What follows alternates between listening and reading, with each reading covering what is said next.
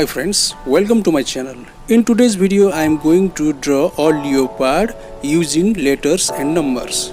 Before we get started, please like, share, subscribe and don't forget to comment on my videos. So let's start.